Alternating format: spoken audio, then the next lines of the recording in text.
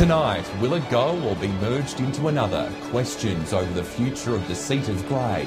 And the netball mentoring program in Port Lincoln sees a very unique team shooting goals. This is Southern Cross News with Fraser Goldsworthy. Good evening. First tonight, the region is on the eve of a new era, with GFG Alliance taking ownership of the steelworks in Whyalla from tomorrow. Residents are being urged to take part in a massive street party to celebrate the occasion. It was only just over a year ago when Whyalla residents marched through the streets in a desperate plea to save the steelworks. Save our steel! Save our steel! They'll do it again tomorrow, but this time on a more positive note, celebrating GFG Alliance's purchase. A bit of a celebration and a thank you to the community just for the, all the turmoil and all the stress that we've been through over the last 18 months or so. The march will start at the Rudder and continue to the Adirang Gardens, where there'll be a number of activities, including a ceremonial handover. Mr Gupta will also host selected dignitaries for dinner down on the foreshore tomorrow night. The AWU says it wants to show the world Whyalla is back in business. Just to, let everybody know that, hey, Whyalla's back on the map. Administrator Mark Menther says the city deserves a day of celebration after the turmoil it's encountered. It's been a very difficult journey, but one that's got a happy ending, and it'll be wonderful to see as many people from the Whyalla community. The town's mayor is calling on local businesses to even take time off to take part in tomorrow's festivities. If businesses encourage their workers to go along, be for a couple of hours, it'd be fantastic. Have an amazing turnout. John Hunt, Southern Cross News.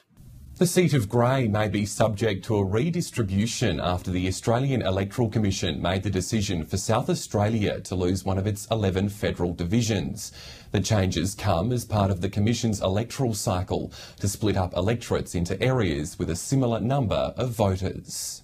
Electoral redistribution is routine for the AEC, occurring 1 year after the first sitting day of the House of Representatives. It's a process to ensure each electoral division has a similar amount of voters. Due to our region's declining population, the federal seat of Grey has been tipped for change. That's probably the biggest part of this story, is the fact that South Australia continues to decline in relative terms to the rest of Australia, and we could talk about why that is. And of course I have a view about we have a state government's been there 16 years, and I think we've missed a lot of opportunities, quite frankly.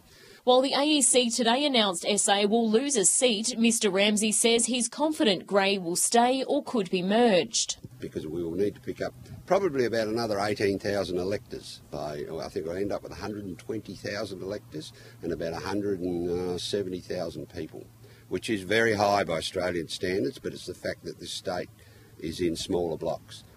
Predictions on the redistribution suggest that the areas with the smallest populations, currently Grey and Barker, could be merged into one. If the merge went ahead and an early election was called, Mr Ramsey says the area would be near impossible to represent. That we have this enormous seat, which is twice the size of all the others in population in South Australia, and 98% of the landmass. I mean, that is... it is beyond ridiculous, quite frankly. Amelia Simpson, Southern Cross News. Ravendale Complex in Port Lincoln is set to receive a big upgrade as part of Council's Capital Works renewal program. The irrigation system will be overhauled, but Council is adamant events won't be affected. Ravendale has been the sporting mecca in Port Lincoln for well over 50 years, boasting the town's primary hockey, football and cricket ovals. New club rooms in 2006 saw the upgrade of the water system, but it's now ready for another overhaul. The irrigation system is now 35 years old, and it has been causing us some problems from a maintenance point of view. A lot of breakages and some leakages. The irrigation network is a vital system to keep the ovals in pristine condition. The council injecting $270,000 to keep the water pumping. We can't really risk this system not functioning for another year. There are some concerns. Sporting seasons at the complex are said to overlap with the upgrade. We don't expect that we will impact on any of the fixtures. There'll be a bit of disruption to the car park areas where new pipes are put in. The modern system will pump new life into the complex, ensuring sporting matches will be played at the facility well into the future. They'll be electronically controlled, remotely controlled, and it will give us greater efficiencies as well. Jason Kemp, Southern Cross News. Scrapping plans to move Broken Hill's City Library was at the top of last night's council meeting agenda. Councillors voted in favour of consulting the community first to see what can be done with the existing site. Motion carried. The plan to move the city's library to the former Pellew and Moore building in Argent Street was officially canned at last night's council meeting. There are now 3 options. So they wanted to open it up and say, whether you look at the current site, whether you look at no change at all, whether it's a new build, we'll look at all the options and put them on the table and let's see where it unfolds. One councillor expressed concerns about the public's voice falling on deaf ears during community consultation for the library's original move to Argent Street. But the Mayor says a new strategy of engaging with the community will ensure that doesn't happen. We thought we had the community engagement right last time, but we noticed that quite a few people that responded to the survey weren't library users, so we want to now say, well, what would make you a library user? What would it that entice you to the library? A report from State Library of New South Wales says the current building is 40% too small for a city of Broken Hill size, and Council's General Manager believes the best way to go is building a new library in the heart of the city. Broken Hill, in my view anyway, deserves the very best that can be offered to the city, and the citizens deserve that, and I think a new built facility will deliver that. But look, it's over to the community now in terms of what they would like to see happen as we move forward. Focus groups will be held from mid-September, allowing locals to have their say. A survey will also be conducted in November. Patrick Roinke, Southern Cross News. In the news ahead, the last-minute rush for Port Augusta residents to make sure their furry friends are registered. More on that next. Stay with us.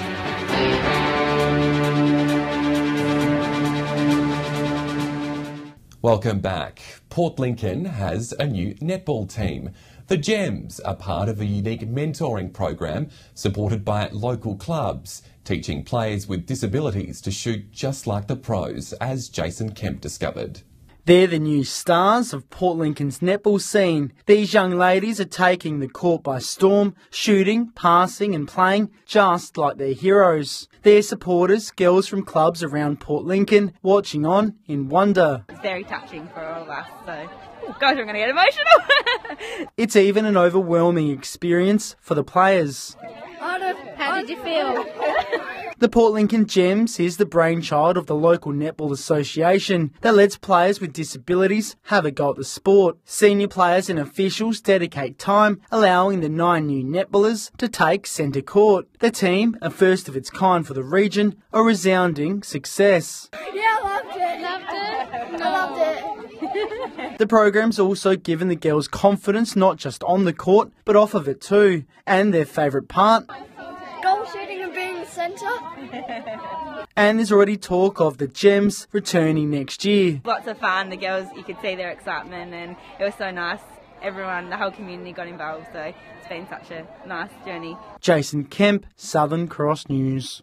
Port Augusta dog owners have faced a race against time today as the City Council ended its period for registration of our furry friends. Owners of unregistered dogs could face bigger fines for the first time in over 10 years when a door knock begins next week. It's D-Day. It's for the safety of your dog. It's part of being a responsible pet owner, and it's just something that people need to do. Port Augusta City Council's Animal Control Officer Kylie McCurley says today is the due date to get that yellow tag. By law, all dogs must be registered. This year, the price for unregistered dogs has increased from $80 to $170, and Council says it'll be knocking on doors. This helps us to keep our records up to date. It helps us to fulfil part part of our requirement as a council and animal control officers under the Act. So we do police it, and we will be regularly policing unregistered dogs and conducting door knocks in the future. The fees will go back into council's dog management. Helps people to have their dogs returned to them if they get lost or they get out or missing. We can have a look at the tag and look up the owner sort of straight away and get the dog back to their home as soon as possible. With a recent spate of dog attacks in the area, the council is recommending making sure your four-legged friend is well socialised. It's really important when you get a puppy, go to puppy preschool or, take it out as much as you can to meet other dogs, people, and just socialise it so that it doesn't end up in the pound later on in life. Amelia Simpson, Southern Cross News. Port Pirie's Youth Theatre Group is ready to take to the stage this weekend for its annual production. This year, the dedicated cast will be transporting the audience into the magical world of Dr. Seuss. Filled with the tongue twisters and rhymes the literacy classic is famous for, the production brings alive 17 Dr. Seuss stories, turning them into one big, crazy adventure. With Seussical the musical, it's mostly sung, lots of choreography, and when they do actually speak, it's spoken to the beat of music. You can expect lots of mayhem when actor Max Hunt takes to the stage, forcing characters in and out of Whoville and connecting all of the different stories together. The Cat in the Hat wants him to see how bad it is on that planet, so he pushes him into the story. The audience warned to be ready to jump into the crazy adventure too. If people come to see the show, sit near the front because there's a lot of audience interaction. The cast of 37 is ready to step onto the stage after 6 months of gruelling rehearsals.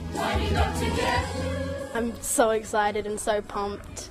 Everyone's just been so supportive of me and my friends. You can catch the Cat in the Hat and all of his crazy friends causing chaos at the Northern Festival Centre tomorrow, before taking to the stage for the last time on Saturday. Rachel Nell, Southern Cross News. When we return after the break, what you can do to protect yourself from swooping magpies as breeding season begins. Details next.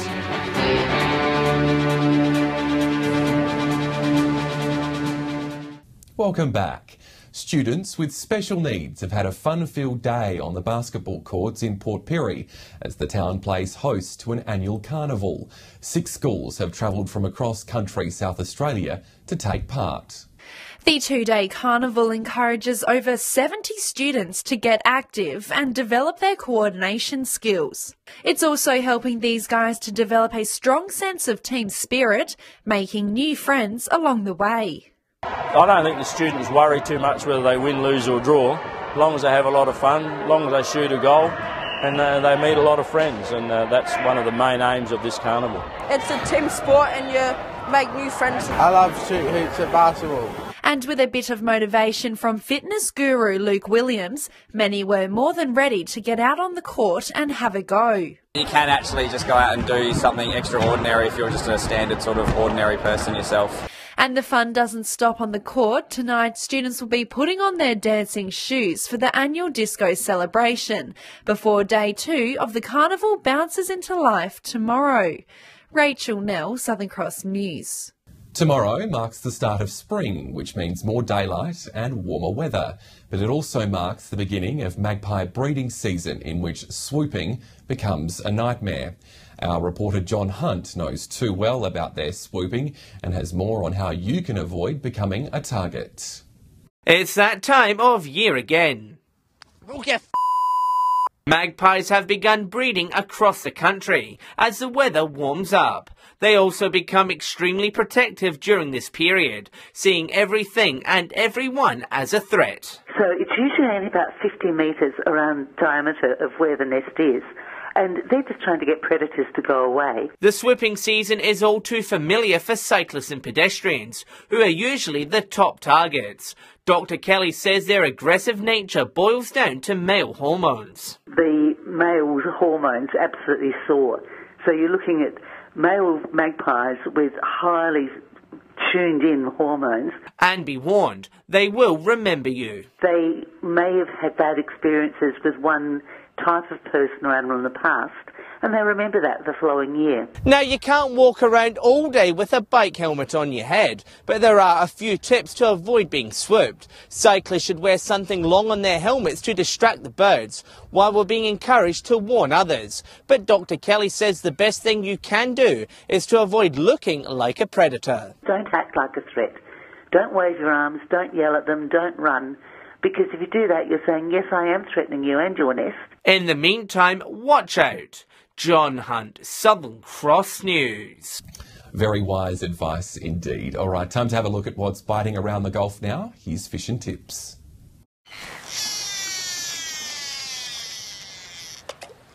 Welcome another week around the Gulf Fishing Tips. It's garfish, garfish, garfish at the moment. There's quotas being had by a lot of guys getting out there, dabbing at night time. Huge amount of fun, so keep on it. Salmon trout also working really well, large in size down to salmon, big bull salmon, so you shouldn't have a problem getting a feed with that. Now remember, September, we've suggested to you to get ready for snapper. They usually come in September, so we're not too far away, so burley up your Rex. You should do reasonably well, and there's still a few chances that you might get a blue swimmer crab. G'day and welcome to this week's Fishing Tips from Port Augusta, Jewel of the North. Well, the usual winter subjects, although the King George whiting at the moment, they're a little bit patchy. Some fishermen are bagging out, other fishermen aren't doing so well with them. Plenty of squid around, and the usual, the rule of thumb, any month with an R in it for crabs. There have been a couple of crabs starting to turn up. There's been a few smaller snapper starting to show up, and also some bigger fish as well now the water is warming up. Those areas to target have been the Point Lowly Rip, and the deeper water south of Whyalla have been holding some really good fish. Most of them have been the 8 to 10 kilogram size, so now's the time to get out and start having a crack at those. In closer inshore, the whiting have started to arrive as well, and the squid are starting to slow up. So now's the time to get your last catch of squid and have a try for whiting while you're there. For the land-based anglers, again, just a few silver whiting coming from the foreshore and a few salmon trout out towards the Point Lowly area. G'day and welcome to Fishing Tips in Port Lincoln. Whiting have been pretty quiet in the bay locally, but heading down to Taylor's there have been some fish. They are a bit patchy, a bit scattered down there, so you will have to hunt around. There's been some salmon down on the south coast of Port Lincoln. There have been a few schools down there. Once again, when the wind's at the north, it does make the fishing a lot easier. Moving over to Coffin Bay, Farm Beach has been really reliable over the past week, and there have been quite a few whiting caught out that way, and there have been a few gummy sharks in that same area as well. There's also been a few salmon caught up the west coast, so there's been some nice salmon at Loxwell, and they're mainly around the 2 to 3 kilo size. Well, that's all for this week. We'll see you again next week with more fishing tips. Stay with us. After the break, we'll take a look at the weather.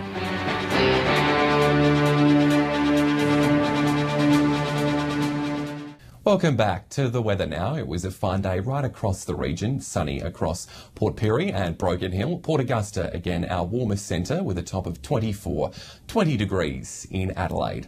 On the national satellite, cloud over southwest WA with a front is producing showers.